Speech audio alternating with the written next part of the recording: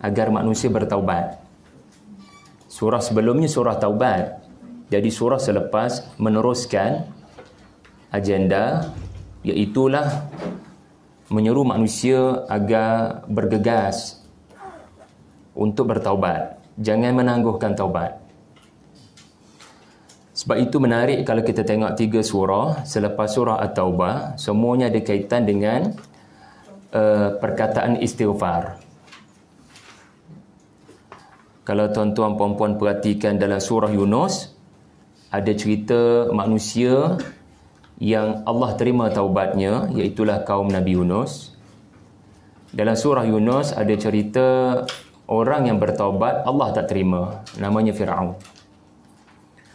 Surah selepas surah Yunus adalah surah Hud.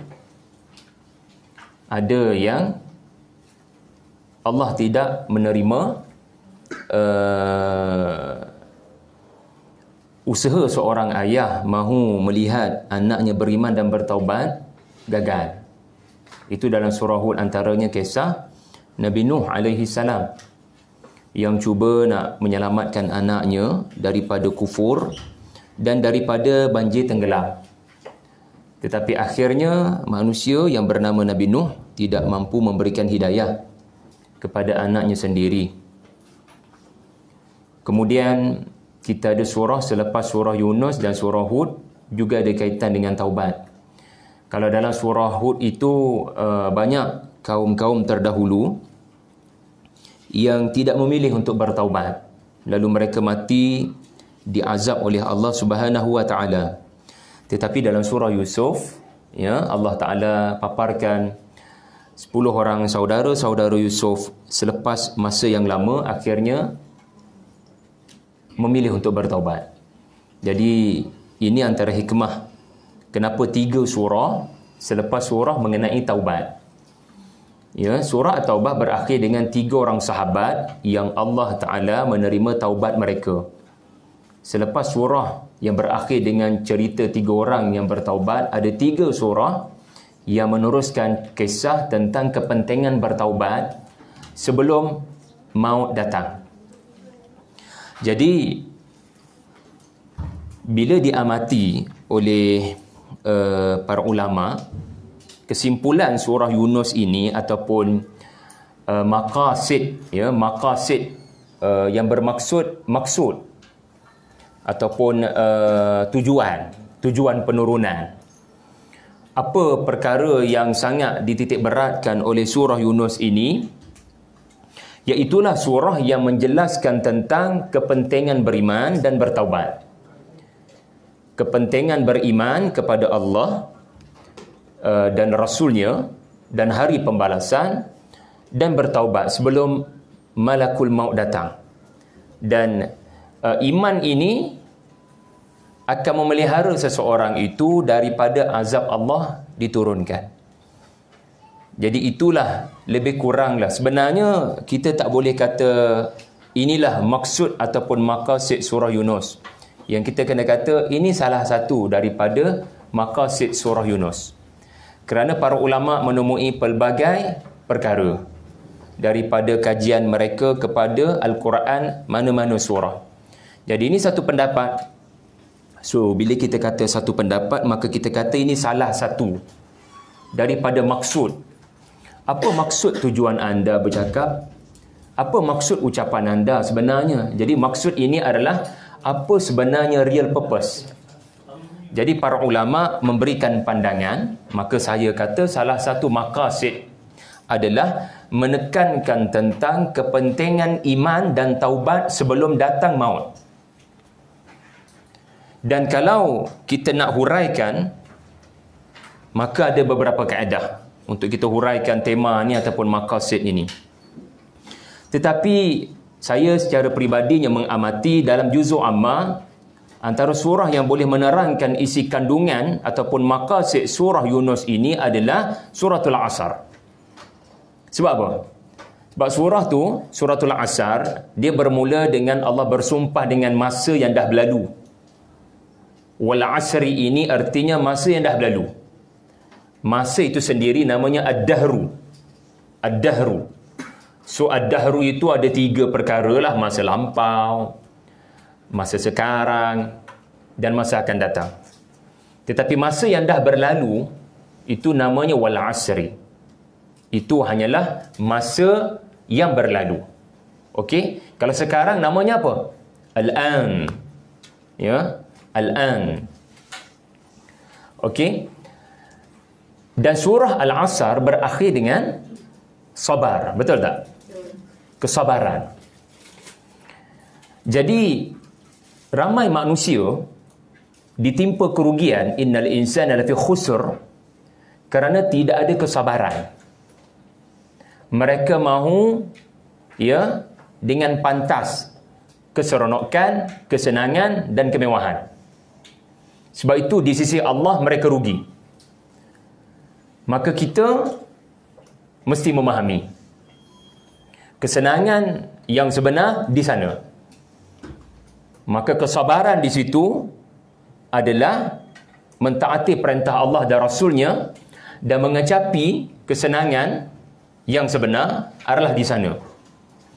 Sebab itu dalam surah Yunus kita dapat lihat banyak cerita yang membabitkan orang tak sabar. Sebab sabar dan masa tidak boleh dipisahkan. Contoh ya, exam tu minggu depan. Lecturer kata sabar. Ada kaitan tak sabar tu dengan masa? Ya. Masa tu lambat lagi. Masa tu minggu depan. Tetapi kenapa diperintahkan sabar? Tak kena contoh tu.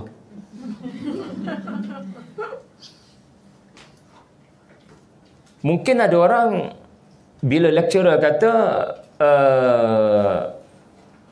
tak apalah, tinggalkanlah contoh tu. Tetapi nak katanya dalam surah Yunus banyak kisah-kisah yang membabitkan manusia yang tidak memanfaatkan setiap masa yang berlalu dengan iman dan taubat.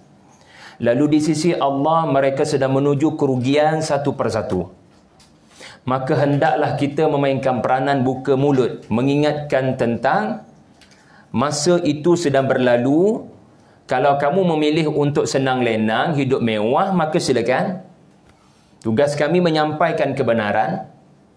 Ya, andainya kamu memilih jalan untuk bersenang-senang lebih awal, maka silakan dengan jalan kamu, kerana akan datang satu ketika di mana waktu itu kalau kamu baru memilih untuk beriman tidak ada manfaat.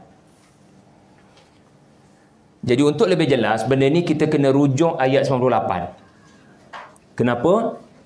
Sebab menjadi kaedah para ulama untuk mengetahui apakah maqasid surah tertentu, antara langkah-langkah mereka adalah melihat kepada apakah nama surah berkenaan dan di manakah ayat yang menyebut nama surah berkenaan. Jadi para ulama mereka mengambil kaedah tersebut. Salah satu kaedahnya adalah kita kena tanya nama surah ni mari mana. Rupa-rupanya nama surah ini ada kaitan dengan Nabi Yunus alaihi salam. Dan dalam surah ini nama Nabi Allah Yunus telah diumumkan hanya dalam satu ayat sahaja, iaitulah ayat 98. Dan ayat berkenaan tidak menyebut tentang perihal Nabi Yunus, tetapi mengenai kaumnya. Mari kita perhatikan ayat 98. InsyaAllah kalau kita faham ayat 98, mudah-mudahan kita memahami apa yang kita sebutkan tadi, kepentingan iman dan taubat sebelum datang maut ataupun mati. Dan iman ini boleh memelihara seseorang daripada azab Allah. Cuba repeat balik tanpa melihat nota.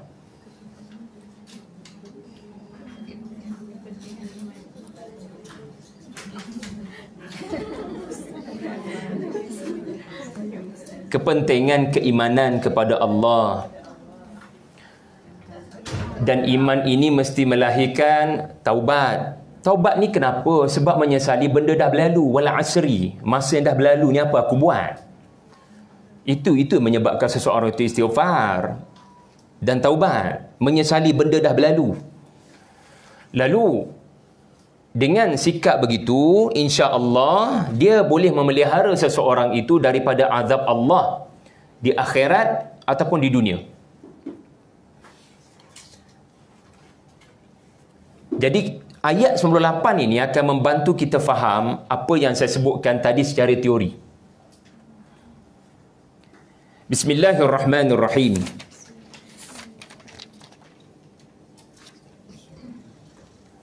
Baca ramai-ramai. Falaula kanat qaryatun amanat fanafa'aha imanuha illa qauma Yunus lamma amanu kashafna anhum adzabal khizyi fil hayatid dunya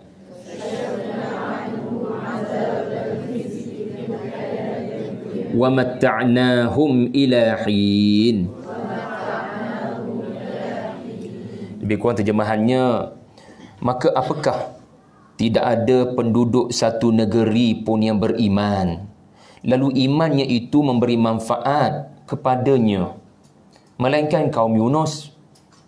Ketika mereka, yakni kaum Yunus beriman, kami hilangkan daripada mereka azab yang menghinakan dalam kehidupan dunia,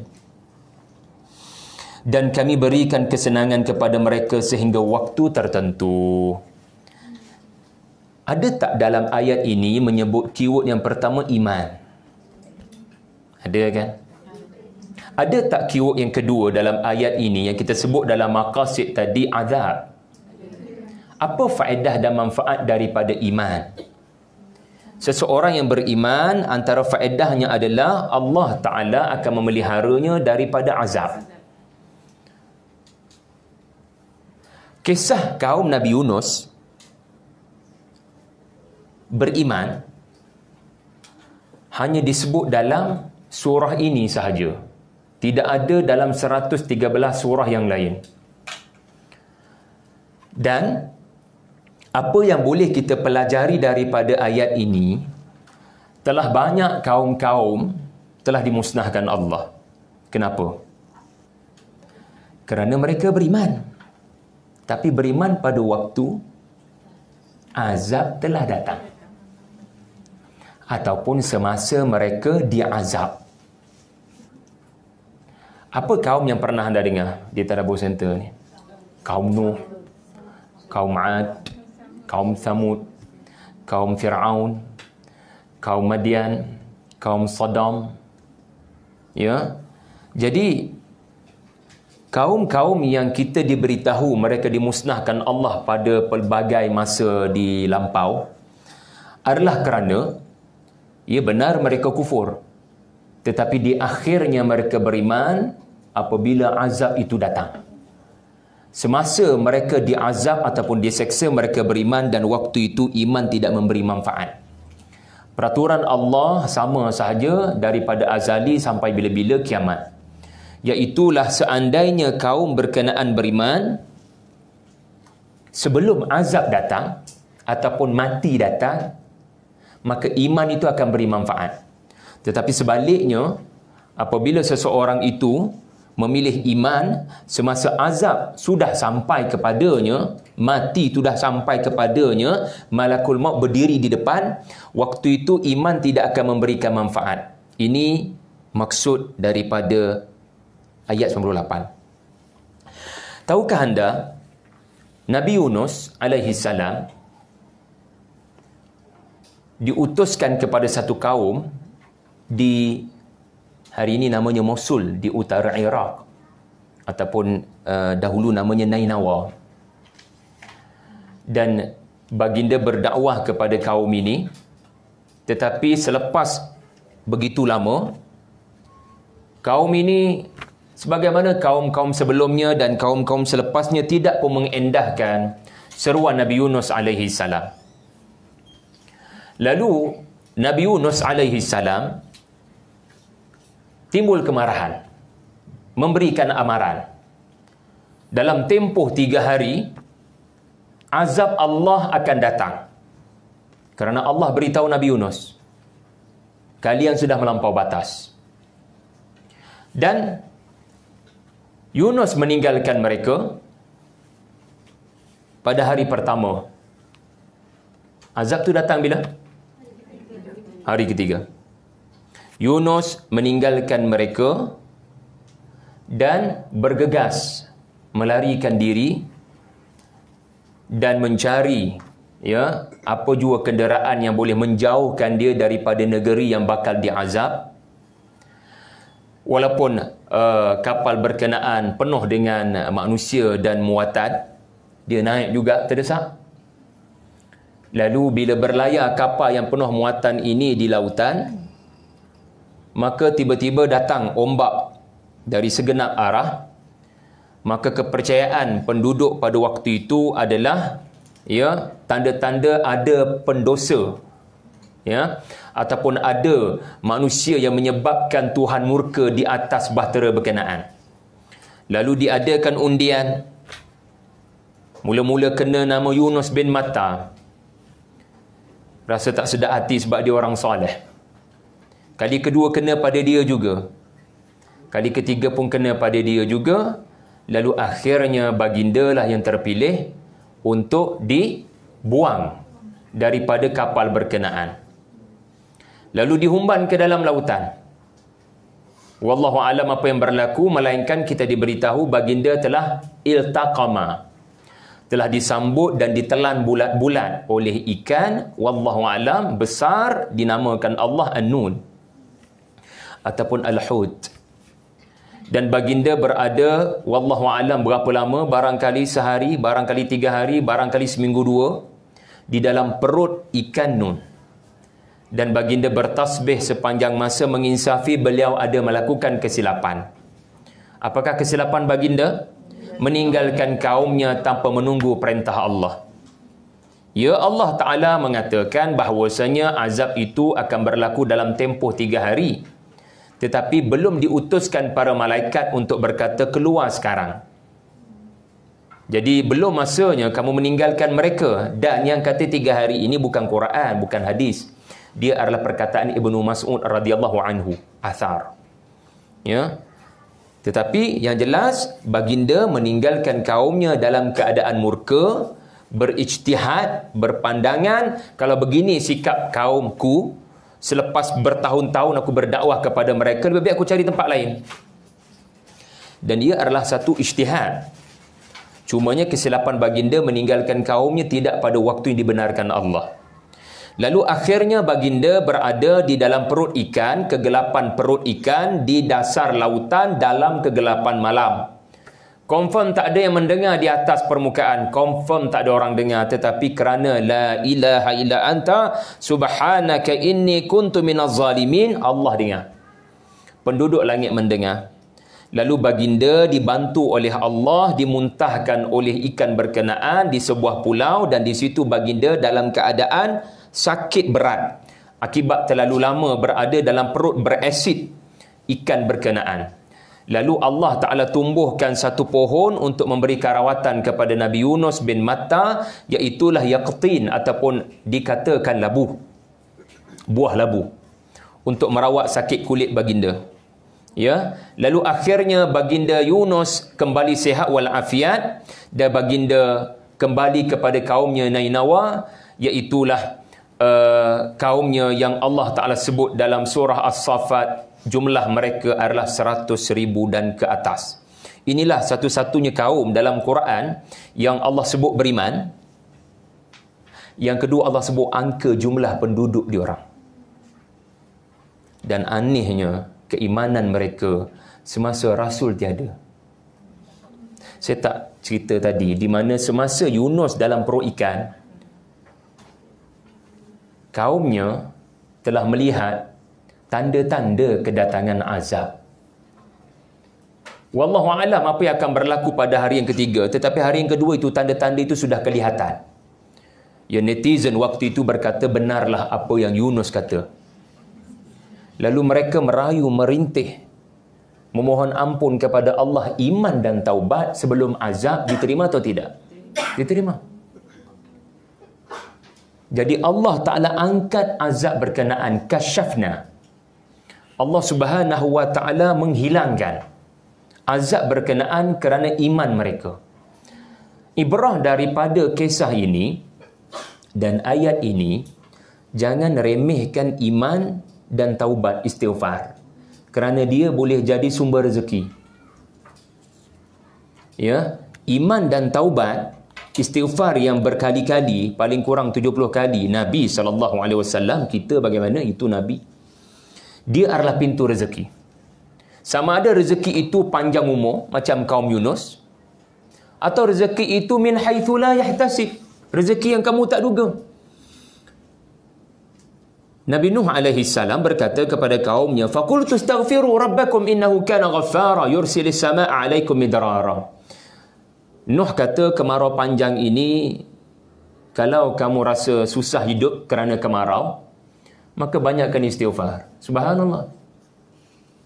Nuh alaihi salam berkata kepada kaumnya, untuk supaya Allah datangkan air, rezeki, kerana kemarau sudah berbulan-bulan, maka Nuh alaihi salam berkata dalam surah Nuh, istighfar. Jadi doa mustajab ini, tuan-tuan, antara asasnya adalah membanyakkan istighfar. Baru berdoa. Ya, banyakkan beristighfar. Mudah-mudahan ya, dengan taubat berkenaan, ya, Allah Ta'ala mengurniakan apa yang kita minta daripada permasalahan-permasalahan yang kita hadapi. Baik. Apa yang menarik adalah bila kita melihat beberapa ayat lain dalam surah Yunus, kita akan mendapati adanya keselarian. Untuk makluman tuan-tuan, ayat 98 ni, dia duduk dekat ujung dah sebenarnya. Dan sebelum kisah kaum Nabi Yunus ini dipaparkan, ada lagi dua kaum dipaparkan. Nama Nabi Yunus tidak boleh dipisahkan daripada air, betul tak? Ada kalangan tuan-tuan yang ada pengalaman berada di dasar lautan tanpa sebarang alat penyelam? Tak ada. Ada kalangan tuan-puan yang ada pengalaman ditelan ikan?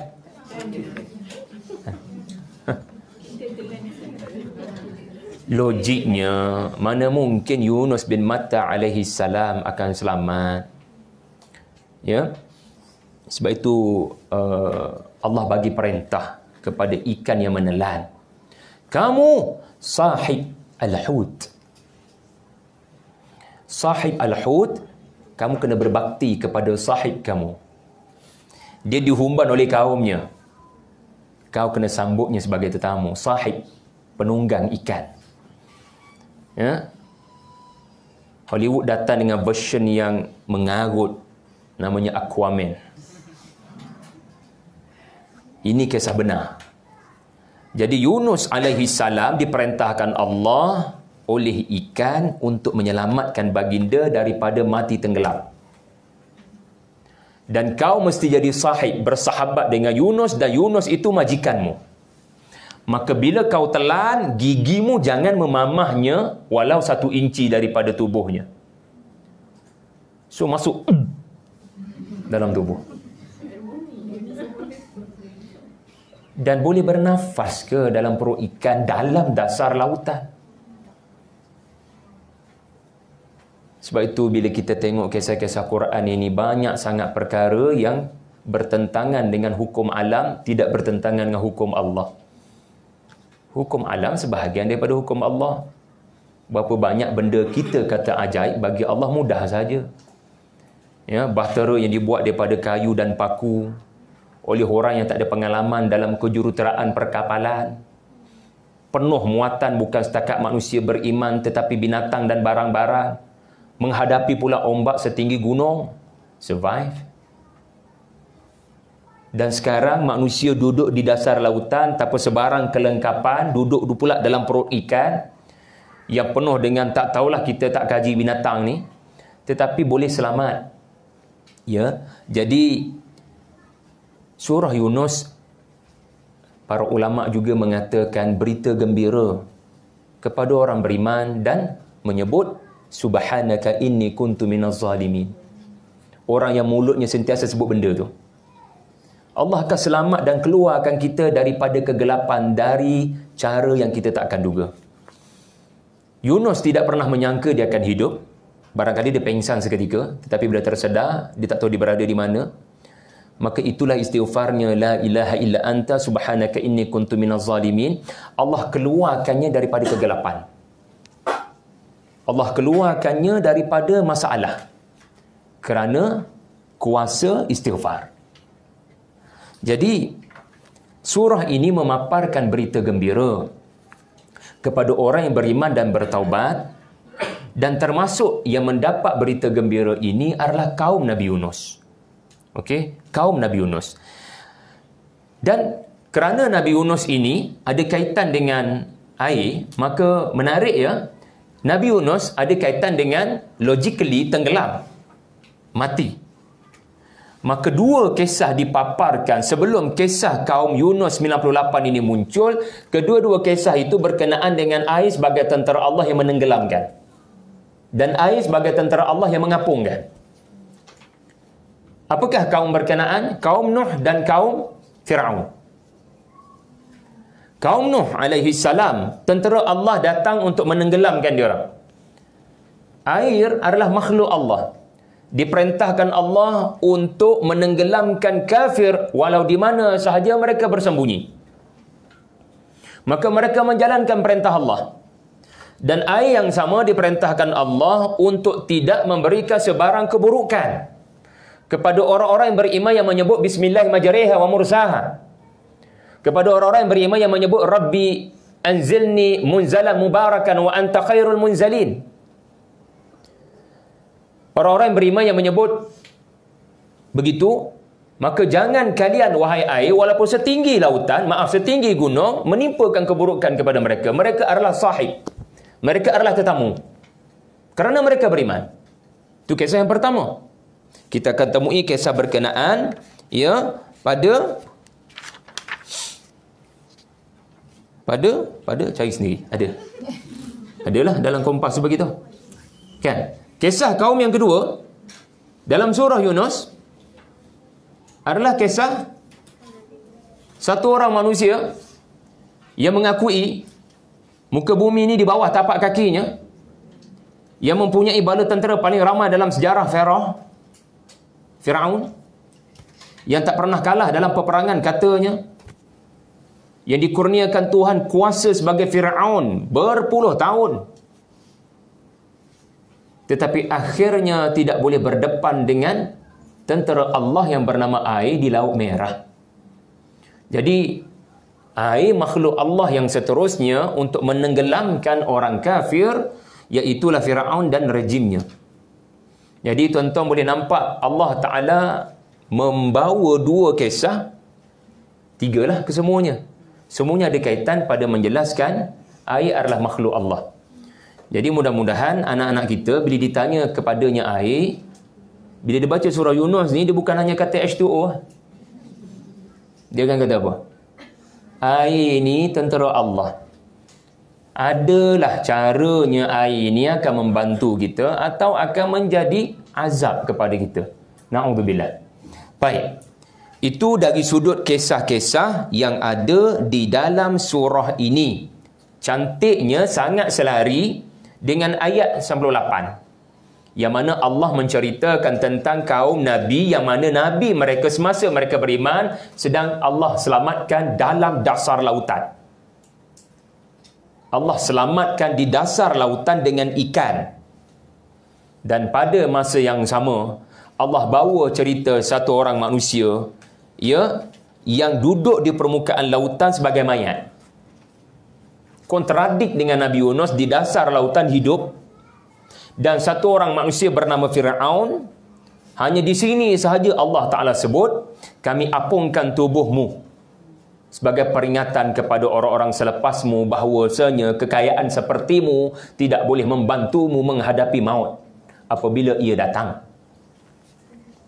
Ada soalan tak setakat ni?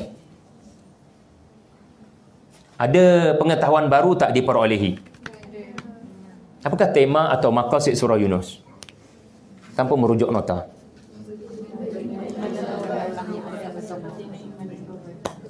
Apakah surah yang barangkali boleh menjelaskan intipati surah Yunus? Masa yang dah berlalu, kena sentiasa risau. Sebab ada spesies manusia tak pernah risau dengan masa-masa yang dah berlalu. Dan dia di sisi Allah rugi. Masa berlalu, dia tak pernah rasa bersalah pada apa yang dah berlaku. Sebab itu menarik. Allah paparkan dalam surah Yunus sahaja, ucapan Nabi Yunus yang berkata, lama benar aku sudah memberikan peringatan kepada kalian. Lama disebut dalam surah Yunus. Dalam surah Ankabut, dia tafsirkan apa yang disebut lama itu sebagai 1000 tolak 50. Lama ini masa ke tidak? Lama. 950 tahun. Kaum Nabi Yunus punyai satu pemikiran, iaitulah selagi kami tak nampak, kami tak akan percaya. Maka masa yang dah berlalu berapa tahun? 950, lama. Tetapi di sisi Allah, mereka ini spesies yang rugi. Maka tugas Nabi Nuh adalah tawasau bil haq. Tugas kita adalah menyelamatkan seramai mungkin manusia dengan kebenaran dan dengan kesabaran. Maknanya berpesan, kita yang berpesan ini kena sabar. Dan tafsiran yang kedua, watawasau bis sabar, adalah berpesan kepada manusia agar bersabar. Jangan isti'jal dan tergesa-gesa nakkan keseronokan dan kemewahan. Yang sebenarnya dunia ini kita akan diuji. Kalau nak keseronokan yang sebenar bukan di sini, di sana. Sabar sikitlah. Watawasau bis sabar. Tetapi kaum Nuh, kaum Fir'aun, antara dua contoh dalam surah ini yang telah isti'jal. Okey? Kemudian, selain daripada kisah, menarik juga kalau kita perhatikan dua ayat berikut sebagai bukti kepada tuan-tuan puan-puan bagaimana surah ini seperti berjalan dengan satu arah, sangat objektif. Sebagai contoh, kita perhatikan ayat 22 dan 23.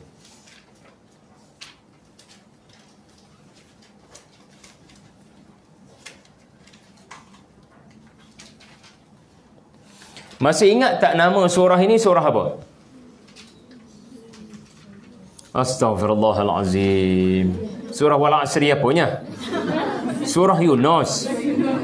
Dan saudara-saudari semua memang tak boleh pisahkan Nabi Yunus, tanya anak-anak kita tu, dengan kisahnya dalam air. Maka Allah Subhanahu Wa Ta'ala bawa cerita pasal air. Satu orang manusia yang Allah Ta'ala berikan keselamatan di lautan semasa berlayar. Okey? Bismillahirrahmanirrahim. Huwallazi yusayyirukum fil barri wal bahr hatta idza kuntum fil fulki. Dan apabila satu masa kamu semua berada di atas satu buah bahtera, wajaraina bihim, dan kamu berlayar deras dengan bantuan angin yang baik. So di sini sebenarnya melahirkan saintis. Ya, saintis akan belajar daripada ayat ini tentang faktor angin. Angin yang baik akan menyebabkan deras perjalanan bahtera. Wa farihu biha, dan orang-orang yang berada di atas bahtera itu gembira kan? Gembira. Mereka menghumban Nabi Yunus. Agaknya apa dalam fikiran mereka bila ditelan ikan depan mata mereka atau ditelan ikan di luar pandangan mereka? Mereka menyangka Yunus telah mati. Sebenarnya mereka dalam bahaya. Yang menghumban itu dalam bahaya. Ya, kita tak tahu apa kesudahan kisah mereka yang menghuni bahtera yang Nabi Yunus ada bersama. Tapi yang jelas, yang dihumban itu diberikan Allah kehidupan. Sama dengan Nabi Ibrahim. Yang dihumban ke dalam api itulah yang Allah Ta'ala beri kehidupan. Umurnya panjang. Anak-anak yang ramai meneruskan perjuangan. Ya, rezeki yang tidak diduga, tuan-tuan. Jadi ada satu orang dalam ayat 22 ini, bukan satu orang lah, satu kaum naik kapal gembira, seronok kerana angin itu bertiup dengan sangat baik, bahtera membawa kepada destinasi dengan selamat. Tiba-tiba datang satu angin asif yang akan menggugurkan segala daun-daun yang ada pada pokok. Ia akan membawa angin kuat berbahaya yang menyebabkan mauj waja'ahumul mauj min kulli makan. Dan ini yang dihadapi oleh bahtera Nabi Yunus sebenarnya sebelum dihumban, di mana ombak datang dari semua arah. Aneh benar ombak ini. Masa inilah orang-orang berkenaan wa zannu annahum uhita bihim, mereka meyakini mereka akan ditenggelamkan oleh ombak ini. Mereka mengadu dan merintih kepada Allah, berdoa dengan penuh kesungguhan, kalau kau selamatkan kami daripada musibah ini, kami akan tergolong daripada orang-orang yang bersyukur. Tetapi sebaliknya, bila kami selamatkan mereka, mereka kembali melakukan kerosakan atas muka bumi. Ini bukan cerita orang lain, ini cerita kita. Mudahnya lupa. Maka Allah Ta'ala sedang menceritakan satu kaum yang apabila Allah selamatkan mereka daripada bencana di lautan, mereka kufur dan kembali melakukan kerosakan. Bandingkan dengan Nabi Yunus. Sebab itu ayat ini dalam surah Yunus. Bila Allah selamatkan Nabi Yunus daripada tenggelam, apa yang baginda lakukan? Kembali kepada kaumnya. Baginda belajar, baginda melakukan kesilapan. Kelihatannya seperti Allah Ta'ala murka dengan berada di dalam perut ikan. Lalu akhirnya Yunus mendapati 100,000 lebih telah beriman kerana melihat tanda-tanda yang disebut oleh Yunus sebelum meninggalkan kaumnya dalam keadaan marah. Okey, itu contoh satu ayat. Macam mana dia sangat menyokong dan mendukung tema surah, maqasid surah ataupun ayat 98 tadi. Dia tak lari daripada kisah Nabi Yunus. Satu lagi contoh kita ambil daripada ayat 24. Hidup kat dunia ni macam-macam perumpamaan Allah Ta'ala bagi. Tetapi kerana surah ini surah Yunus, maka sesuailah objek air dipaparkan sebagai perumpamaan. Allah perumpamakan hidup di dunia ini seperti air hujan yang diturunkan daripada langit yang menyebabkan tumbuhnya pelbagai tumbuh-tumbuhan dengan aneka buah-buahan dimakan oleh manusia dan binatang, dan pekebun, peladang, pemetik buah-buahan menyangka mereka akan menguasai sepenuhnya kekayaan yang dihasilkan daripada ladang-ladang ini. Sehinggalah satu hari kami mendatangkan azab pada waktu malam atau pada waktu siang yang mereka tidak menduganya sama sekali. Yang mana azab itu bila datang ke ladang ataupun ke kebun mereka, Allah Ta'ala kata seperti tidak ada apa-apa sebelum ini. Kemusnahan yang berlaku seperti di situ tidak pernah ada sebarang kebun, melainkan tanah gersang kering kontang. Jadi Allah Subhanahu wa Ta'ala memperumpamakan keseronokan dunia ini seperti orang yang tunggu lama air hujan turun. Akhirnya turun, alhamdulillah, seronoknya nak petik buah-buahan, tiba-tiba Allah Ta'ala musnahkan tanpa mereka duga. Ini sikap isti'jal. Tak sabar nakkan kemewahan, memetik buah-buahan. Sedangkan mereka lupa untuk bersyukur kepada Allah dengan rezeki Allah Ta'ala kurniakan, lalu Allah musnahkan. Jadi perumpamaan duduk di dunia ni begitulah, seronok, menunggu rezeki datang, tapi akhirnya Allah Ta'ala musnahkan. Kedatangan azab ketika mereka sedang seronok dari masa yang mereka tidak duga. Akhir sekali tuan-tuan, yang saya nak share malam ni adalah 6 perkara yang unik dalam surah Yunus yang tak ada dalam surah lain. Yang pertama, okey, tadi mukadimah sahaja. Ada 6 perkara yang unik dalam surah Yunus yang tuan-tuan tak akan temui dalam surah yang lain.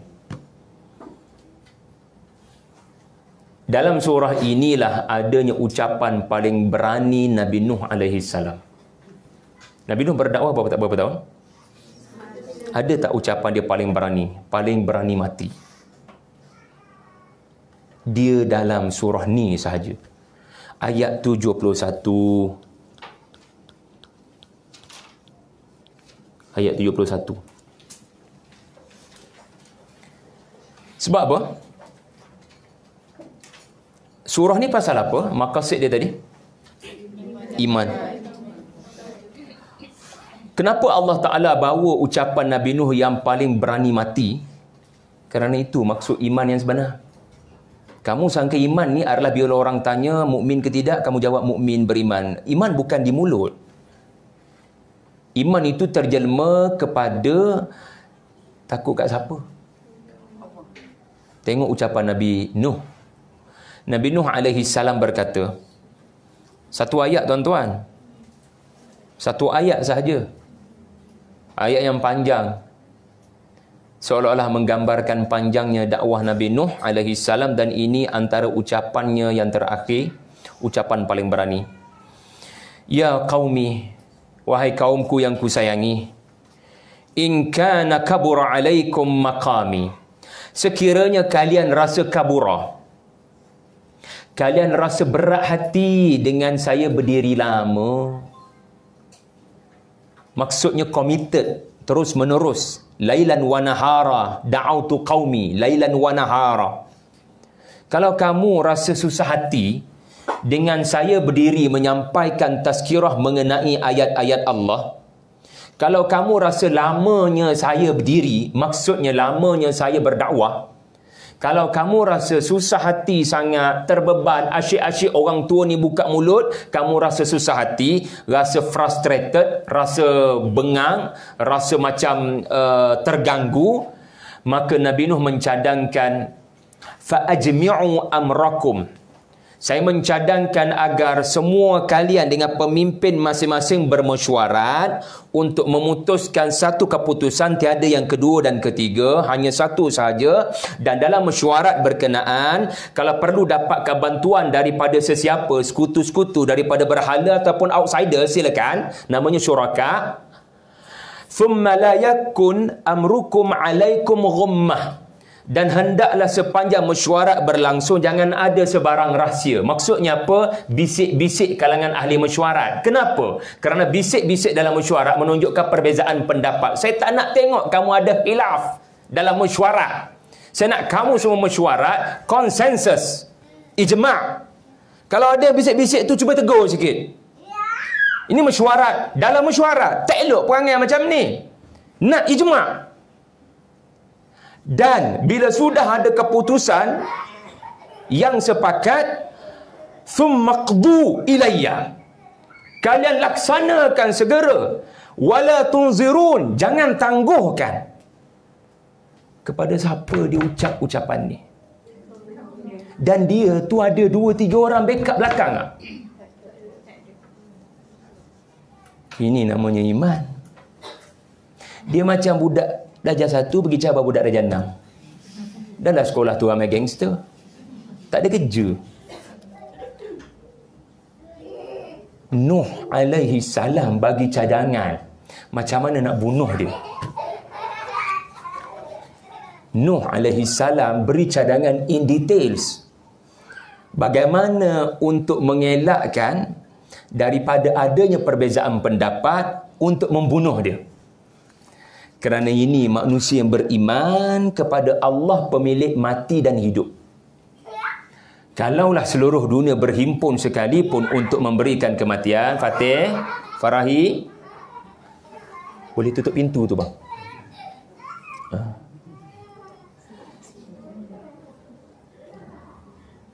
Meyakini, ini maksud iman. Perkataan iman sangat banyak dalam surah ni tuan-tuan. Ilal ladzina amanu. Jadi maksud iman adalah anda meyakini hidup dan mati di tangan Allah, walau satu dunia mengepung anda untuk membunuh, tetapi musabab yang sebenar adalah Allah. Dan ternyata kaum Nabi Nuh tidak mampu menimpakan apa-apa. Cabaran berkenaan tidak bersambut. Itu yang pertama. Yang kedua, dalam surah ini tidak ada dalam surah yang lain pendedahan eksklusif. Lama istilah. Anda tahu tak, Bani Israel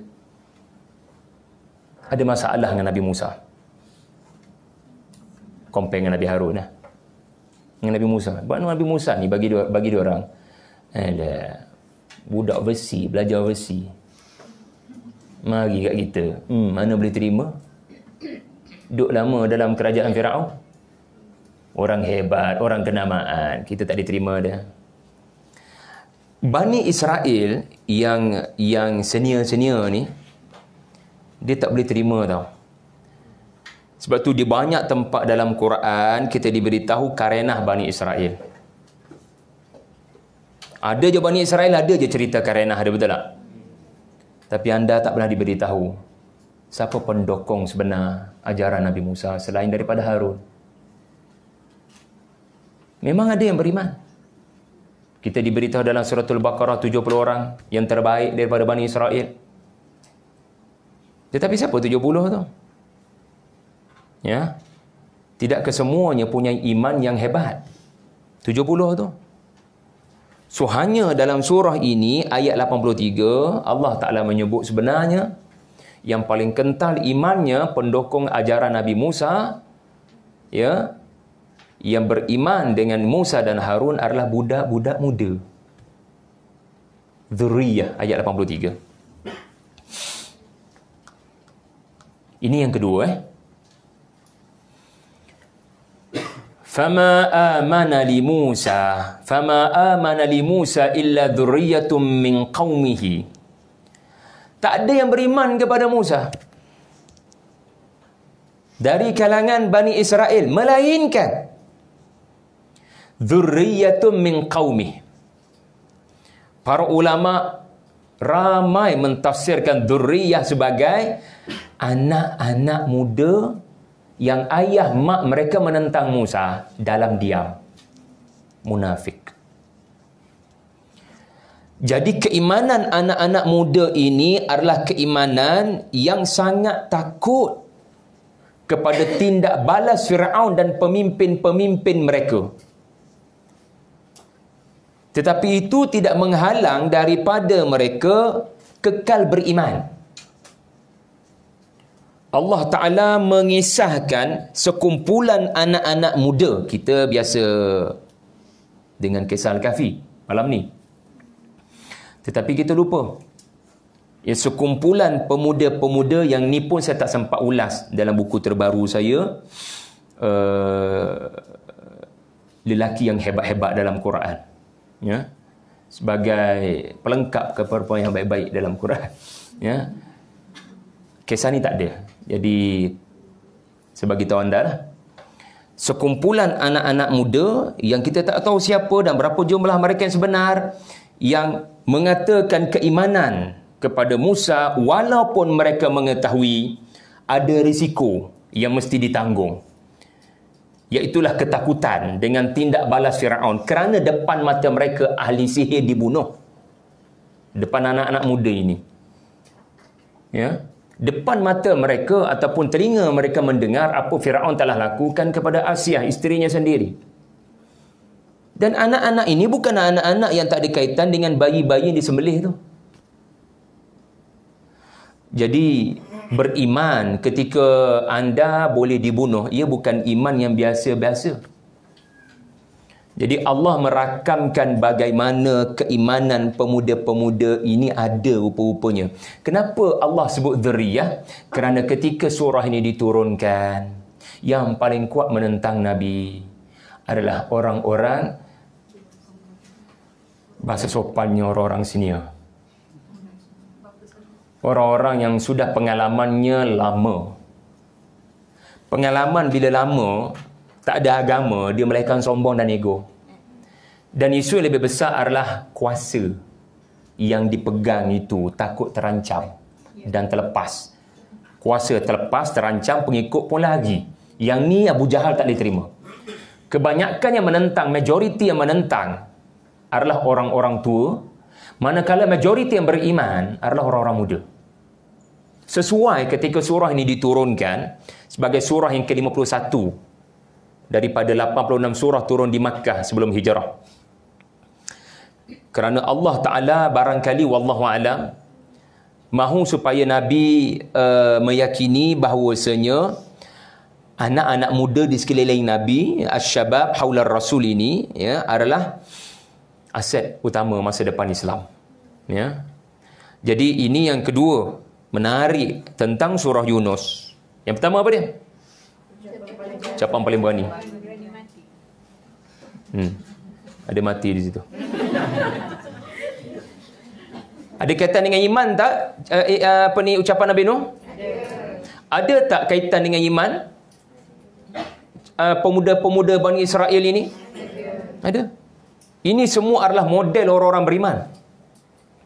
Dan ada persamaan tak antara ucapan Nabi Nuh dengan sikap pemuda-pemuda Bani Israel? Ada persamaan. Mereka secara zahirnya akan berdepan dengan risiko.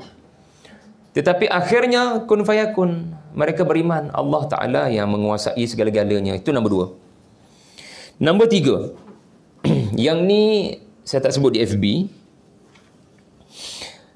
Satu-satunya pendedahan mengenai perintah Allah kepada Nabi Musa dan Nabi Harun agar Bani Israel yang bertebaran di seluruh Mesir, yang waktu itu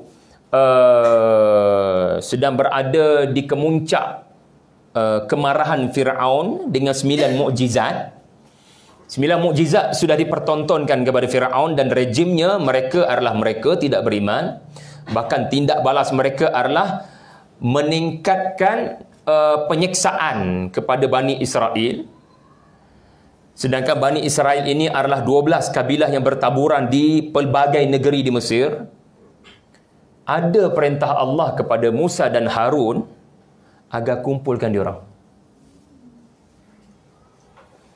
Kalau kita tengok Israiliyat ataupun sumber-sumber Yahudi, lelaki sahaja 600,000. Tetapi para ulama seperti Dr. Fadl Hasan Abbas berpandangan ini pendustaan. Tak logik 600,000 boleh berkumpul setempat. Jadi perintah Allah Ta'ala adalah tinggalkan rumah-rumah kalian di negeri-negeri yang jauh. Kalian bina rumah berdekatan. Soalan kenapa? Selepas 9 mukjizat, Fir'aun kekal tidak beriman, semakin terdesak untuk menonjolkan ketuhanannya. Dia tak boleh mengalah dengan Musa. Dia menganggap Musa the greatest magician in this earth. Dan dia akhirnya meningkatkan tekanan kepada Bani Israel. Allah beri wahyu kepada Musa dan Harun. Ini pun menarik. Kenapa Harun pun turut sama dibabitkan dengan perintah ini? Karena jumlah Bani Israel itu besar. Nak monitor ni, kau dah pindah ke belum? Dah ada rumah ke belum di sini? So, bina rumah, wallahu alam apa maksud rumah di situ? Barangkali kemah. Barangkali apa jua daripada pelepah tamak, asalkan boleh menetap kediaman. Yang penting rumah bukan lagi jauh-jauh, jarak-jarak 12 kabilah ini di 12 negeri, katakan duduk dekat-dekat. Kenapa? Okay, sebelum anda jawab kenapa, ayatnya ayat mana? Ayatnya adalah ayat selepas 83, sebab tak tahu ayat mana. Ayat 87. Tuan-tuan boleh baca macam-macam kisah Nabi Musa menjelang peristiwa Laut Merah. Betul kan? Selepas 9 mukjizat dipertontonkan Allah, Allah beri wahyu supaya Musa malam ni keluar. Kalian kena keluar daripada Mesir, pergi ke arah yang Allah Ta'ala berikan wahyu. Lalu pergilah mereka ke Laut Merah dan berlakulah apa yang berlaku. Semua sedia maklum. Tetapi tidak details. Kebanyakan ayat Quran menceritakan fa'asri bi'ibadi, bawa keluar hamba-Ku, ya, daripada Mesir pergi ke Laut Merah. Dan sebelum itu 9 mukjizat telah dipertontonkan. Dan kerana dia kufur dengan 9 mukjizat, kau dah tak perlu cakap dengan dia, biar aku cakap dengan dia. Quote in quote. Fakaifa kana nakir, fakaifa kana nadhir. Biar aku uruskan mereka. Selepas 9 mukjizat, terus bawa keluar. Tengah-tengah tu ada benda tak jelas. Apa berlaku? Surah ni bagi tahu. Iaitulah sebelum Allah Ta'ala perintahkan keluar, duduk berdekatan. Bina rumah, biar berdekatan. Kenapa? Kerana aku nak kau solat berjamaah. Dalam kapasiti yang boleh dilakukan, asalkan tidak kantoi oleh mata-mata Fir'aun. Tetapi rumah yang baru kalian bina ini, kalian tunaikan solat di dalamnya berjamaah. Dan Nabi waktu inilah beri berita gembira, Allah akan beri kemenangan. Cuba tengok ayat tu. Wa auhayna ila Musa wa akih. Allah beri wahyu pada Musa dan saudaranya. Sebab benda ni kena monitor dengan penuh ketelitian. Seorang tak boleh handle, kena 2 orang handle. Okey? Antabawwa'a liqaumikuma bimisra buyutan. Ya, ada banyak tafsiran sebenarnya. Tapi pendekatan tadabbur ini adalah kita bukan nak bagi tahu ayat ni ada pelbagai pentafsiran. Kita petik terus asalkan bersumber daripada ulama yang berautoriti, yang bergelar mufassir. So itulah pendapat yang saya pilih. Ya, iaitulah pendapat yang menyatakan, dan pendapat ini kalau nak catat Dr. Ahmad Naufal, dia bukan seorang lah, dia hanya menyebut apa yang orang-orang dulu sebut. Yang dimaksudkan daripada ayat ini adalah membina rumah-rumah berdekatan, bukan lagi berjauhan. Sebab divide and rule. Kamu takkan boleh kuat iman, masa dikaitan dengan iman kan? Bila duduk bersama. Bila duduk dekat-dekat. Bila pecah-pecah ni dia menyebabkan kita tak yakin dengan Musa. Bila kemenangan tu akan datang. Dan masa tu kalau tak duduk dekat, nanti perintah Allah kata malam ni kena keluar, macam mana nak communicate? Bukan ada WhatsApp group Bani Israel. Bukan ada phone. Bukan ada message. So, ini semua tactical, strategi dari Allah Ta'ala sendiri mengajar hambanya sunnatullah. Sebab kau nak keluar ke jumlah yang besar. Dan sebelum kau keluar, kena ada motivasi yang kita boleh menang. So, wabashiril mu'minin, ini tugas Nabi Musa. Dari jamaah ke jamaah, dari rumah ke rumah, andai kata mereka selesai menunaikan salat ataupun hajat kepada Allah, Musa berikan keyakinan. Tetapi asasnya adalah supaya nanti bila perintah tu datang, mudah kita komunikasi. Ketua-ketua rumah dah ada, insya-Allah. Ya. Ini yang menarik juga, tidak lari daripada tema utamanya, kepentingan memelihara iman dengan jamaah dan komuniti. Selepas Allah paparkan 2 cerita, yang pertama tadi tentang model manusia beriman. Maka bergesa-gesalah beriman, jangan tangguhkan taubat, jangan tangguhkan iman. Tuan-tuan, sebenarnya kisah pertama muncul dalam surah Yunus ini, kisah pertama sekali adalah kisah Nabi Nuh. Dan ayatnya tadilah ayat 31. Kisah pertama dalam surah Yunus, kita dah ingat nama surah Yunus, banyaklah cerita. Sekurang-kurangnya cerita Nabi Yunus. Tiba-tiba cerita Nabi Yunus 1 ayat je. Dan bukan pasal Nabi Yunus, pasal kaumnya. Tetapi rupa-rupanya cerita yang pertama pun muncul selepas 2/3 surah ni membuka tirai. Faham ke tidak? 2/3 surah ni maksudnya cerita tu muncul di penghujung surah. Dan permulaan separuh masa pertama surah ni ataupun 2/3 surah ni Allah cerita pasal apa? Cuba teka. Ni nak menyebabkan kamu semua beriman sekarang, jangan delay. Allah tak nak kau tangguhkan iman dengan hedonisme, dengan zina. Ya, kerana Allah nak kamu beriman sekarang, maka Allah paparkan ayat-ayat kauniyah. Allah tak paparkan cerita-cerita daripada masa lampau. Allah paparkan benda depan mata kau sekarang yang boleh membangunkan iman. Jangan delay iman tu. Wujudkan sekarang dengan apa yang kau nampak sekarang. So, 70 ayat sebelumnya memaparkan pelbagai perkara. Antara yang ditegaskan adalah ayat-ayat kauniyah. Supaya iman itu berlaku dengan mengamati apa yang ada di alam ini. Rabbana ma khalaqta hadza batila subhanaka faqina adzabannar. Okey. Lalu keunikan yang keempat adalah hanya dalam surah ini sahaja tuan-tuan akan menemui Nabi Musa mendoakan kecelakaan Firaun. Tidak ada dalam Quran doa Nabi Musa khusus mendoakan agar Firaun dan kaum rejimnya ditimpa kecelakaan Allah. Ditimpa kecelakaan oleh Allah. Dan tidak sedikit dari kalangan kita yang salah faham doa ni, lalu menganggap boleh mendoakan kecelakaan orang lain kerana Musa melakukannya. Nanti dulu bagi faham, orang yang kau nak doakan kecelakaan itu ada ciri Firaun ke? Maka mari kita faham tentang Firaun semasa doa ini dilafazkan, supaya kita tidak salah faham.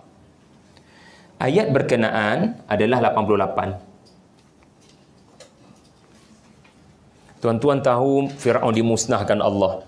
Tuan-tuan tahu Firaun dibawa keluar, dia bawa bala tentera terbaik untuk memburu Bani Israel di Laut Merah. Tuan-tuan tahu pasal mukjizat-mukjizat yang Allah Ta'ala tunjukkan kepada Firaun. Dia tidak beriman. Tetapi antara yang tuan-tuan tak tahu adalah rupa-rupanya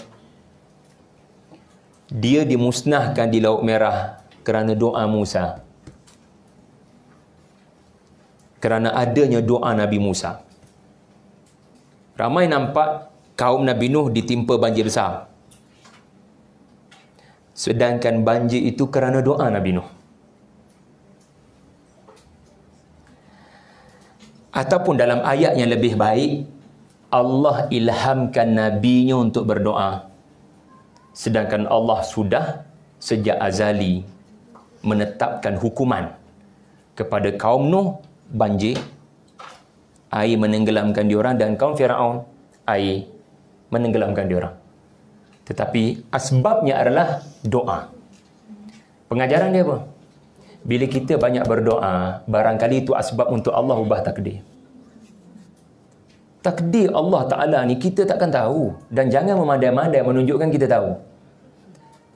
Dia dah ada rencana dia. Kita kadang-kadang tak senang dengan apa yang berlaku. Maka biar kita jadi contoh berlakunya barangkali perubahan takdir dengan kita jadi asbab berdoa, membanyakkan berdoa. Kerana setiap aksi doa dalam Quran memang mengubah sesuatu terjadi. Ada je doa berlaku perubahan sesuatu. Seolah-olah tidak ada delay antara doa dengan Allah memustajabkan permintaan para nabinya. Okey. Wa qala Musa rabbana innaka ataita fir'auna wa mala'ahu zinatan wa amwalan fil hayatid dunya. Wahai Tuhan kami, sesungguhnya Engkau telah memberikan kepada Firaun sesuatu yang menyebabkan dia tidak beriman kepada segala mukjizat yang telah diperlihatkan. So, nampak tak Musa memulakan dengan kos ataupun sebab. Sebab dia tidak beriman, wahai Allah, kerana zinah dan amwal. Amwal ini harta benda, Zina ini adalah apa yang boleh diperolehi daripada harta benda yang bukan keperluan utama. Ini maksud zina. Contoh ya, anda perlukan telefon. Itu bukan zina. Sebab hari ini satu keperluan untuk berhubung dengan orang yang jauh. Tetapi kalau sampai ke satu tahap membazir bagi mendapatkan telefon yang paling menunjukkan kaya, ada kedudukan, maka itu bukan lagi keperluan utama. Itu sudah zina.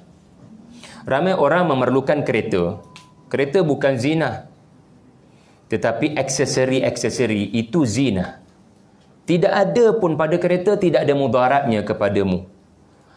Dan Firaun adalah manusia yang kerana zina ini, dia menolak segala mukjizat yang 9 berkenaan. Ya. Yang kedua, Rabbana liyudillu an sabilik.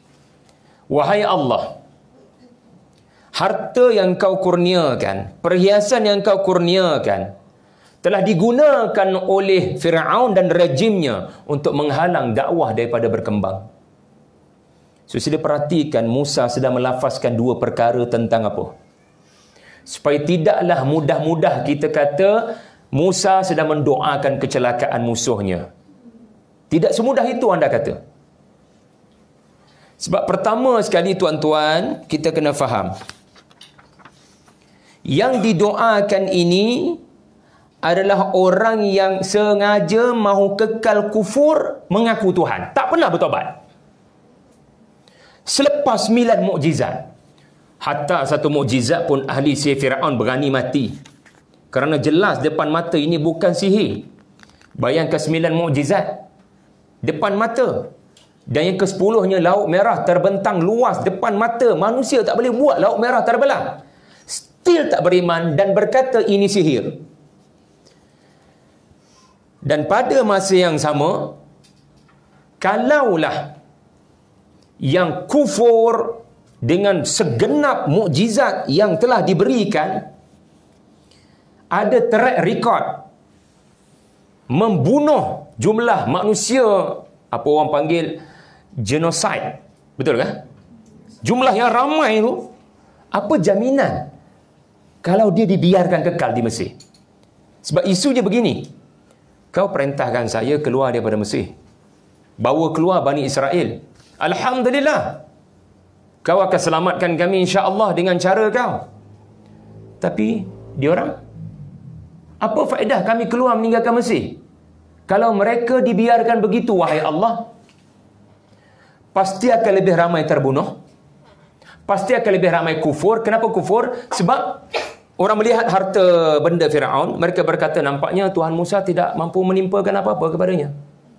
Rupanya hartanya dan segala kekuatannya tidak mampu diatasi oleh Tuhan Musa. Kesimpulannya, boleh berlindung dengan harta, dan harta itu boleh membantu daripada menghadapi ajal maut. Maka sebab itu Musa melafazkan doa ini. Jangan biarkan Firaun itu hidup. Kerana kalau dia hidup, kesannya sangat berbahaya kepada manusia-manusia lain. Lebih ramai akan kufur, kerana seolah-olah Tuhan tidak bertindak directly kepadanya. So Musa bukan fikir peribadi dan orang-orang pada zamannya. Musa memikirkan generasi lain. Kesan bila tengok lifestyle Firaun yang Allah tidak bertindak secara direct pada batang tubuhnya. Dan yang kedua, anda boleh nampak Musa alaihi salam mendoakan sebegitu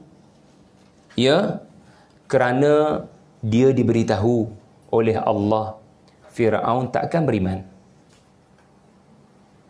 So kita sebelum mendoakan kecelakaan fulan bin fulan, ada ke Allah beritahu yang dia takkan beriman? Jadi Allah telah memberitahu Musa.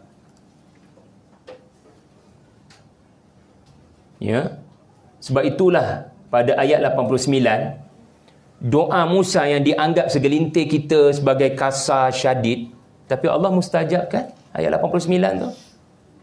So takkanlah Allah Ta'ala sedang mengajak kita semua untuk mendoakan kecelakaan orang, kerana dia sedang memustajabkan permintaan doa yang kita anggap keras. Tidak, tuan-tuan. Jadi Musa ini Rasul, kita bukan Rasul. Dia diberitahu sebagaimana Nabi Nuh diberitahu. Mulai hari ini, saat ini, tak ada yang beriman, termasuk Fir'aun. Sebelum ni dia berdakwah kepada Fir'aun. Dari satu mukjizat ke satu mukjizat, Musa alaihi salam meminta bantuan daripada Allah sebab sayang. Rahmatan, Rasul ini rahmat. Dia berjiwa penyayang, bukan bawa keganasan, sikit-sikit nak celakakan orang. Dia datang dengan dasar tak boleh mukjizat pertama, mukjizat kedua. Mukjizat kedua tak boleh, mukjizat ketiga. 9 mukjizat tu maknanya jiwa pengasih. Tak layak dah sepatutnya kalau 2-3 mukjizat masih tak beriman. Tetapi kerana Musa alaihi salam lah azab tu delay kepada Fir'aun. Satu persatu dia memohon agar Allah tunjuk dan buka mata. Musa berdakwah habis-habisan sebab sayang. Sehinggalah pada satu ketika stop. Mulai hari ini dia takkan beriman. Maka kerisauan Musa apa dia? Okey, saya dah takkan berdakwah.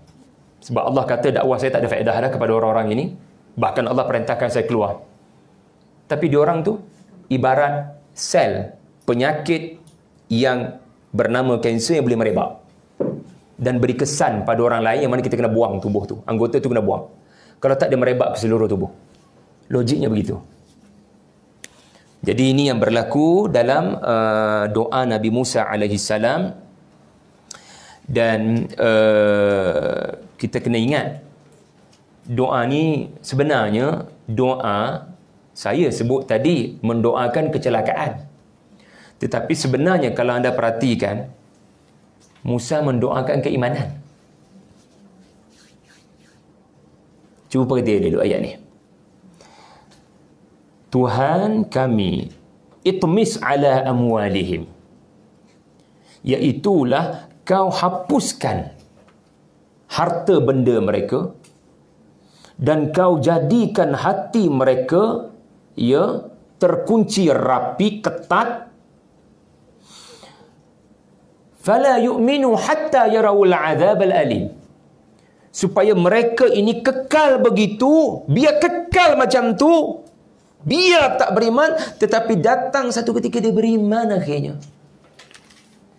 Ya Allah, jadikan dia ni orang beriman bila azab datang. Maksudnya Musa tak nak Fir'aun meninggalkan dunia ini dalam keadaan tidak percaya pada Allah yang Esa. Dia nak supaya sebelum dia menutup nyawanya, Fir'aun ini boleh menyebut dia beriman. Dia boleh percaya pada Allah yang Esa, tetapi waktu tu iman tak ada manfaat. Gitulah nak katanya. Ya. Dia mendoakan agar Fir'aun ini biar kekal kufur, tetapi tolong jangan kekalkan kufurnya sampai dia mati. Biar sampai satu ketika sebelum dia mati dia lafaz la ilaha illa. Kat situlah ayat seterusnya. La ilaha illa alladhi amanat bihi banu Israel. Biar dia sebut, maknanya dia mengiktiraf adanya Allah, bukan dia Tuhan. Biar dia sebut di mulut. So biar dia beriman, yang mana waktu tu iman tidak berikan manfaat. Ya. Jadi jiwa seorang nabi, ya, dia masih mengharapkan iman itu muncul. Ya, iman itu muncul. Dan sekurang-kurangnya iman itu akhirnya muncul bila azab telah datang, yang mana Musa pun mengetahui ia tidak lagi bermanfaat. Ya. Okey, itu yang keempat, ya. Ada kaitan dengan iman tak? Ada kaitan dengan iman, sebab itu pun disebut oleh Nabi Musa. Ya. Mereka tidak beriman melainkan selepas melihat azab yang pedih. Ya. Betapa mahalnya iman. Ya, sehingga Musa masih mengharapkan, masih singgah iman ini ke dalam hati musuhmu ini, Tetapi waktu itu tidak lagi memberikan manfaat. Ya, rupanya Firaun ini akhirnya beriman. Tetapi imannya pada waktu yang tidak sepatutnya. Ya, itu yang keempat. Yang kelima, surah ini sahaja dan tidak dalam surah yang lain, Allah Ta'ala merakamkan. Okey, kita semua sedia maklum Firaun tenggelam di Laut Merah. Kita semua sedia maklum Laut Merah terbelah, Allah Ta'ala bawa Bani Israel keluar, Firaun pun follow belakang, dan akhirnya Allah tenggelamkan. Kebanyakan ayat-ayat Quran tentang peristiwa Laut Merah adalah tenggelam, mati di dasar lautan. Tetapi satu-satunya yang Allah Ta'ala rakamkan adalah tidak semudah itu Firaun mati tenggelam. Dia telah melafazkan sesuatu sebelum dia mati. Itu tak ada dalam Quran kecuali dalam surah Yunus. Dan apa yang disebut oleh Firaun, ada perkataan iman kan? Betapa mahalnya surah ni. Tetapi ia adalah contoh yang kontradik dengan kaum Nabi Yunus. Kaum Nabi Yunus, mereka beriman sebelum azab ataupun malakul maut berdiri ke depan. Dia beriman sebelum maut muncul. So, bila iman berlaku, nyawa dah sampai sini, tak ada faedah. Na'udzubillah. Ya. Nyawa bila dah sampai sini, baru nak beriman, sebelumnya kufur, tidak ada manfaat. Tetapi kaum Nabi Yunus, mereka beriman dalam keadaan sihat walafiat. Tanda-tanda sahaja baru muncul, belum azabnya lagi. Lalu iman mereka memberikan manfaat dan memberikan rezeki mereka panjang umur. Ya, matta'nahum ilahi. Tetapi Firaun sudah hampir lemas. Ya, dan baru menyatakan lafaz berikut,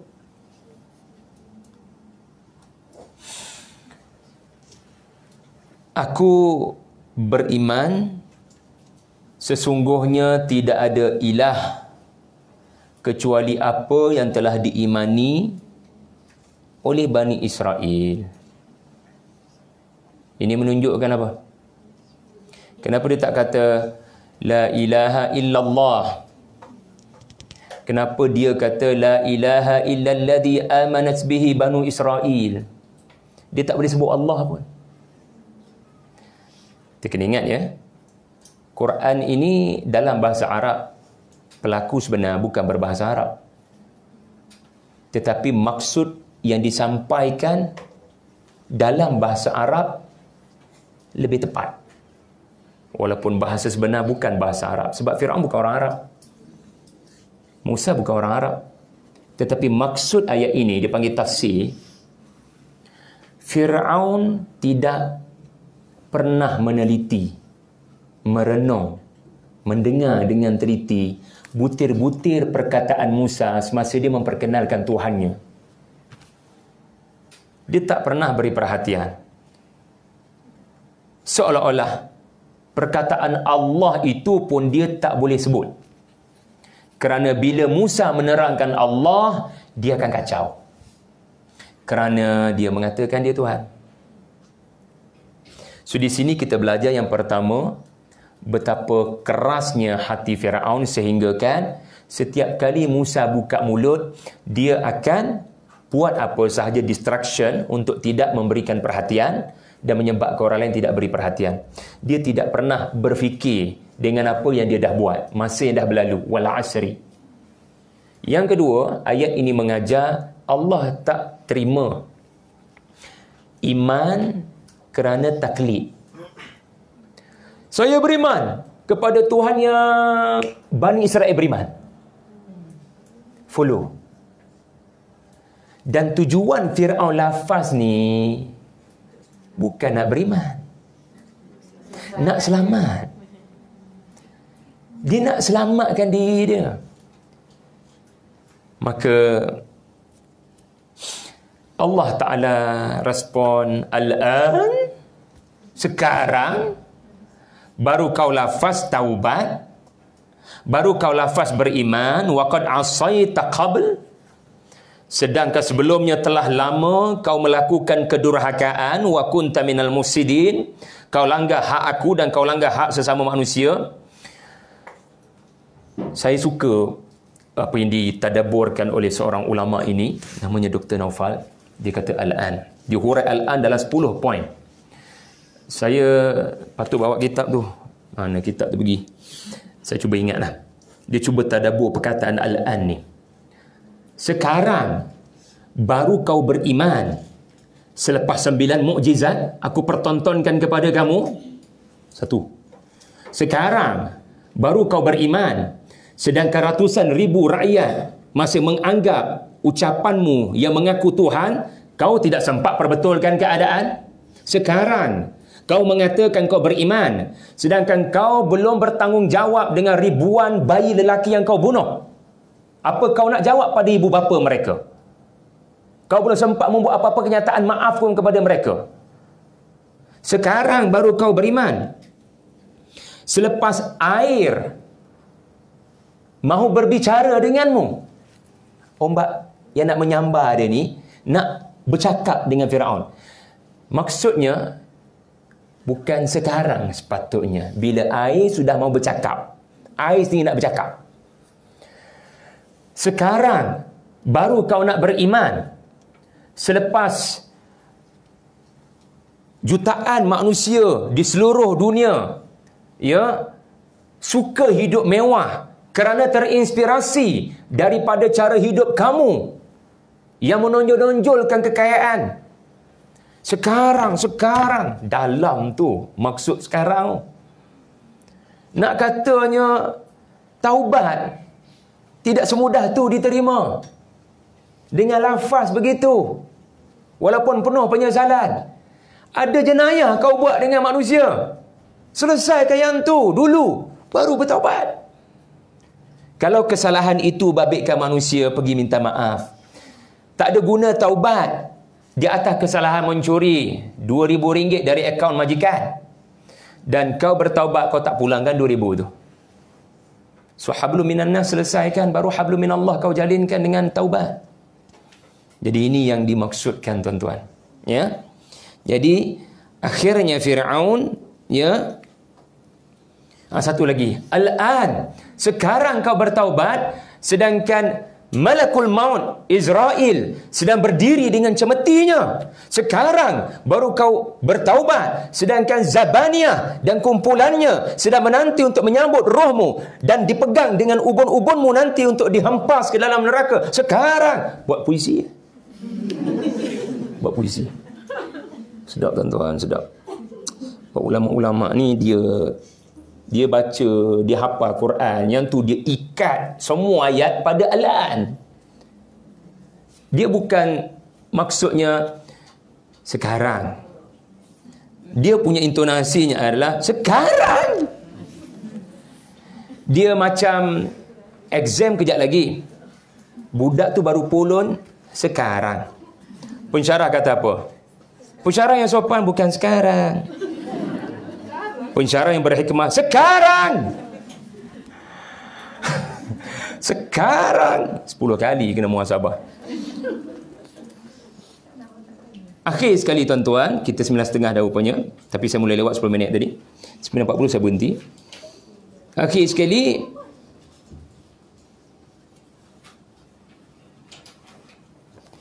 satu-satunya ayat yang menceritakan tentang tubuh Firaun dikekalkan Tuhan. Tak ada dalam surah. Kebanyakan ayat-ayat tentang peristiwa Laut Merah hanyalah tenggelam. Langit tidak menangis, bumi tidak menangis, sebagaimana dalam surah Az-Zukhruf kalau tak salah saya. Dia tidak lebih dari sekadar peristiwa itu menenggelamkan Firaun. Tetapi apa jadi pada Firaun sebelum dia mati? Itu Yunus punya kerja, surah Yunus.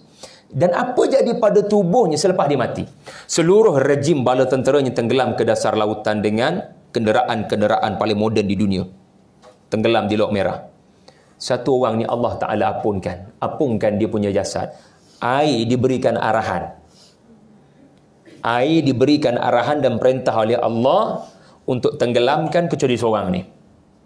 Kau apungkan tubuh dia. Kenapa?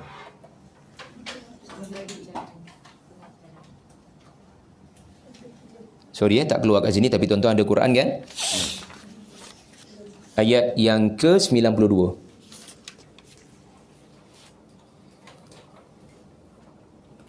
Apa jadi tu ayat ni? Ayat Quran hilang dari website.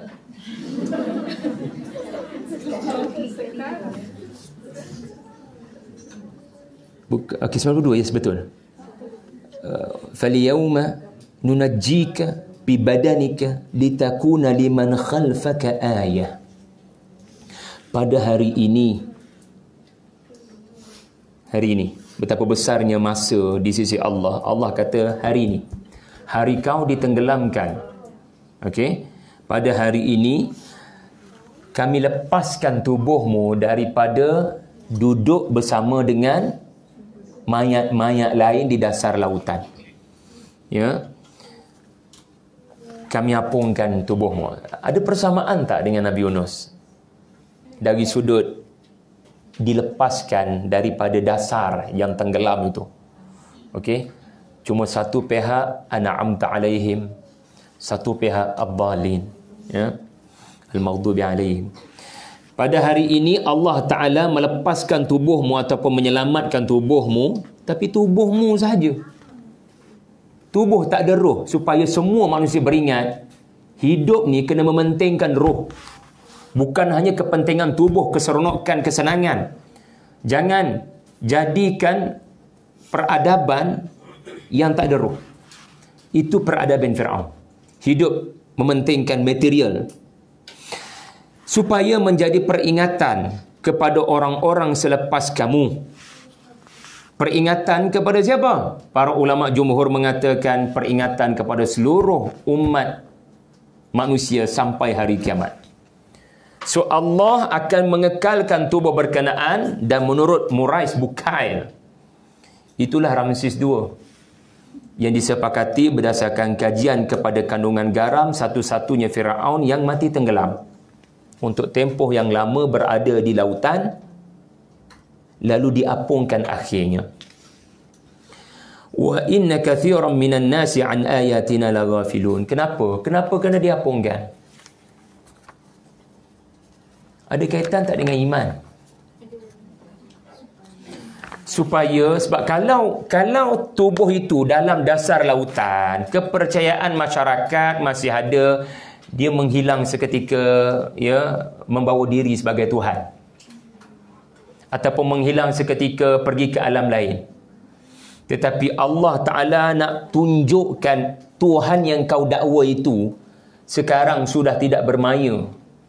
Dan juga peringatan kepada kita bahawasanya kaya macam mana sekalipun, akhirnya kekayaan itu tidak membantu untuk melepaskan kita daripada azab. So bila tengok tubuh Ramses II, kita kena belajar satu perkara. Ini boleh berlaku kepada saya. Perangainya boleh menimpa saya apa dia? Hidupnya hanya mementingkan kesenangan tubuh dan tidak pernah memikirkan ayat-ayat Allah bagi menyihatkan ruh. Lalu Allah Ta'ala punkan juga tubuhnya, ya, supaya menjadi peringatan kepada generasi terkemudian tentang hakikat kuasa Allah kepada manusia yang paling berlagak sombong dengan kuasanya. Allah bertindak kepadanya. Jadi kesemua keunikan yang lebih kurang 6 sebenarnya banyak, tetapi cukuplah dari sudut 6. Itu semuanya ada kaitan tak dengan maqasid yang kita sebutkan tadi, ya, iaitulah surah ini menceritakan tentang kepentingan iman sebelum mati, dan pilihlah jalan kaum Nabi Yunus dan bukan jalan Firaun, supaya Allah bagi rezeki kepada kita dan terpelihara daripada azab Allah di dunia dan di akhirat. Tuan-tuan, puan-puan ada soalan? Mudah-mudahan adalah sebab untuk anda baca surah Yunus mulai pada malam ini, ya, insya-Allah. Dan mudah-mudahan tuan-puan diberikan keinginan yang mendalam lah untuk mempelajari tafsiran 100 ayat lebih surah Yunus di masa-masa mendatang. Kalau nak lebih detail, saya akan kongsikan pada 22 Februari di UPM Serdang. Saya boleh buka saya punya Facebook untuk lebih detail tentang unsur-unsur lain yang tidak dipaparkan pada malam ini, khususnya tentang keindahan 70 ayat yang pertama, khusus dalam nak membangunkan iman anak-anak bila melihat alam sekeliling kita. Ya, jadi ada soalan lagi tak? Apa-apa tentang surah Yunus? Surah Yunus surah daripada 5 surah yang bermula dengan alif lam ra.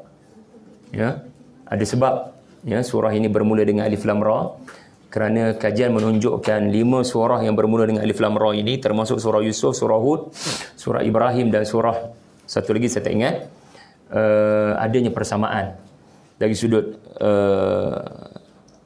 carilah masa lain untuk tahu jawapannya itu. Adanya persamaan yang menarik yang ada pada kelima-lima surah yang mula dengan alif lam ra. Tak ada? Kalau tak ada, aku qouli hadza wa astaghfirullah li wa lakum wa billahi taufiq wal hidayah. Assalamualaikum warahmatullahi wabarakatuh. Bismillahirrahmanirrahim. Wal 'asri innal insana lafi khusrin. Lilladzina amanu wa 'amilus solihat wa tawasaw bil haqqi wa tawasaw bis sabri. Subhanakallah bihamdik wa asyhadu an la ilaha illa anta astaghfiruka wa atubu ilaik. Bismillahirrahmanirrahim. Sallallahu